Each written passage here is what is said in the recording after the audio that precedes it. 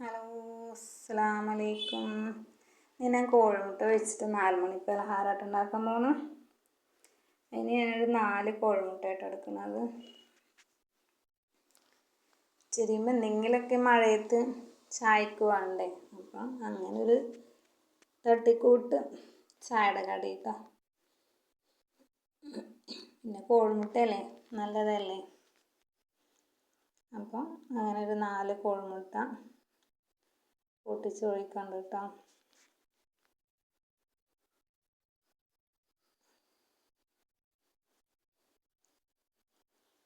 ഇനി ഞാൻ മുളക് ചതച്ചതാട്ടോ ഇടുന്നത്. അത് എരിവിനനുസരിച്ച് വേണമെങ്കിൽ ഇടാട്ടോ. ഞാൻ എരിവ് കുറച്ച് ഇടുന്നുള്ളൂ. നല്ല എരിവ് വേണ്ടവർക്ക് കുറച്ചധികം ഇടാട്ടോ. പിന്നെ ആ കോഴിമുട്ടയിലേക്ക് ആവശ്യത്തിനുള്ള ഉപ്പും, പിന്നെ ചിക്കൻ മസാല ഒരു സ്പൂൺ ഇടണുണ്ട് കേട്ടോ. ഇതൊക്കെ കൂടി നന്നായിട്ട് മിക്സ് ചെയ്തെടുക്കണം കേട്ടോ. നല്ലപോലെ ഉപ്പും ചിക്കൻ മസാലയൊക്കെ നന്നായി ഇളക്കിയെടുക്കണം കേട്ടോ അതിലിട്ടത്. പിന്നെ നമ്മൾ സാധാ ഓംലേറ്റ് ഉണ്ടാക്കും പോലെ ചട്ടി വെച്ചിട്ട് അതിൽ അത്യാവശ്യം കനത്തിൽ ഒഴിച്ചെടുക്കണം കേട്ടോ. ലേശം വെളിച്ചെണ്ണ ഒഴിച്ചു കൊടുത്ത് അതിലേക്ക് ഒഴിച്ചിട്ട് വേവിച്ചെടുക്കാം കേട്ടോ.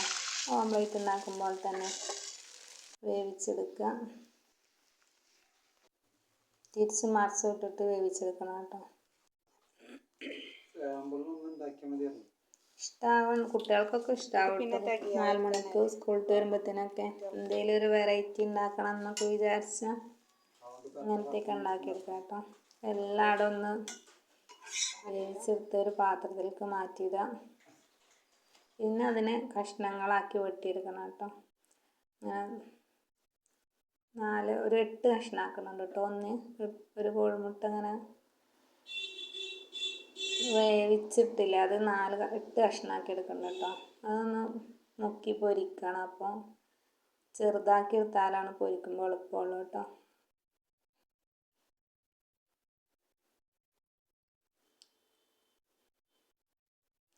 ഒരു കത്തി വെച്ചിട്ട് ഒരു 8 കഷ്ണമാക്കി എടുത്തിട്ടുണ്ട്. പിന്നെ അതിലേക്ക് കുറച്ച് മൈദപ്പൊടി റെഡിയാക്കാണ്ട് കേട്ടോ. ഒരു 5-6 സ്പൂൺ മൈദപ്പൊടി എടുത്തിട്ടുണ്ട് കേട്ടോ. കുറച്ച് ഉള്ളൂവെങ്കിൽ ഞാനത് 2 ഓംലേറ്റ് ആക്കിയിട്ടാട്ടോ ഉണ്ടാക്കിക്കുന്നത്. അതുകൊണ്ടാണ് കൂടുതൽ എടുക്കുന്നത്. ഒരു ഓംലേറ്റ് ഉള്ളൂവെങ്കിൽ ഒരു 2-3-4 സ്പൂൺ മതി കേട്ടോ മൈദപ്പൊടി. പിന്നെ അതിലേക്ക് ഞാൻ ആ മാവിലേക്കുള്ള കുറച്ച് ഉപ്പും പിന്നെ ആ മുളക് ചതച്ചതും കുറച്ചിട്ട് കൊടുക്കുന്നുണ്ട് കേട്ടോ. മുളക് പൊടി വേണമെങ്കിൽ അതിട്ടാൽ മതി, ഇതാണെങ്കിൽ ഇതും ഇടാം കേട്ടോ. എരിവ് കൂടും തോറും ടേസ്റ്റ് കൂടുതലാട്ടോ. എരിവ് കുറഞ്ഞാൽ അത്ര വലിയ ടേസ്റ്റ് ഒന്നും തോന്നില്ല. പിന്നെ ഒരു ലേശം ഒരു മണത്തിന് ചിക്കൻ മസാലയും ഇട്ടിട്ട് നന്നായിട്ടൊന്ന് മിക്സ് ചെയ്തെടുക്കുന്നുണ്ട് കേട്ടോ. ഒരു വെറൈറ്റി ആയിക്കോട്ടെ ടേസ്റ്റ്, ഇങ്ങനെ ചെയ്ത് നോക്കിയതാട്ടോ.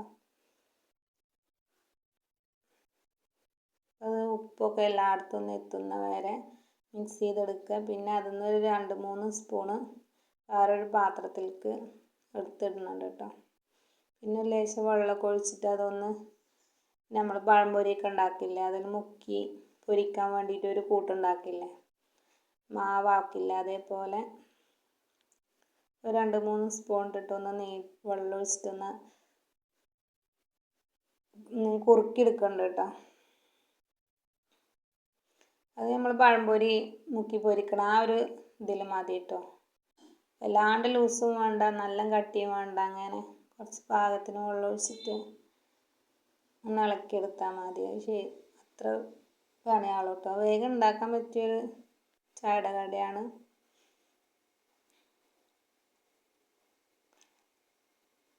അപ്പം നമുക്ക് ചട്ടി അടുപ്പത്ത് വെക്കാം.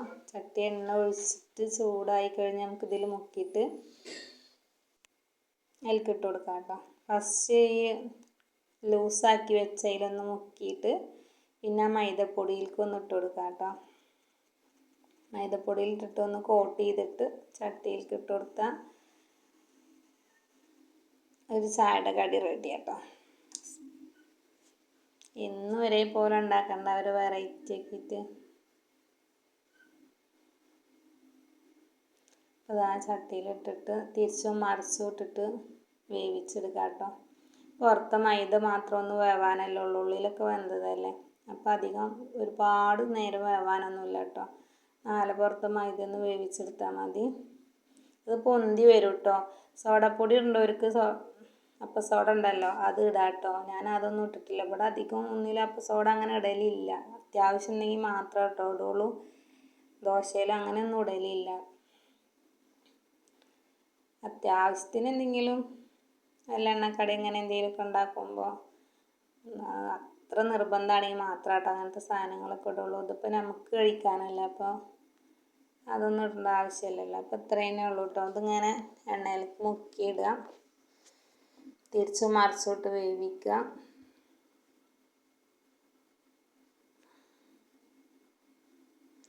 അല്ലാണ്ട് തന്നെ പൊന്തി വരുന്നുണ്ട് കേട്ടോ, മൈദപ്പൊടിയല്ലേ.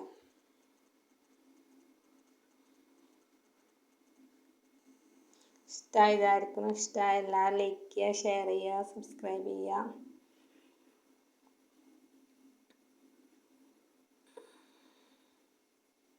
ഇത് പിന്നെയും റിപ്പീറ്റ് അടിച്ച് വീഡിയോ വരുന്നുണ്ട് കേട്ടോ, അങ്ങനെ മുക്കിയിടുന്നത്.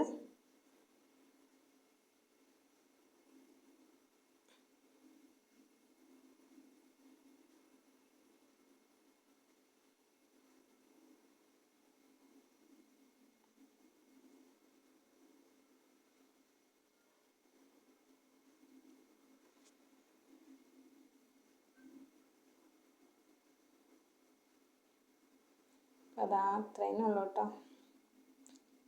അപ്പം എല്ലാവർക്കും ഇഷ്ടമായി വിചാരിക്കണം കേട്ടോ. കണ്ടില്ല, ഓരോന്ന് മുക്കിയെടുത്ത് അപ്പോൾ കഴിഞ്ഞു കേട്ടോ. അത്രയും ഉള്ളൂ. അസ്സലാമു അലൈക്കും.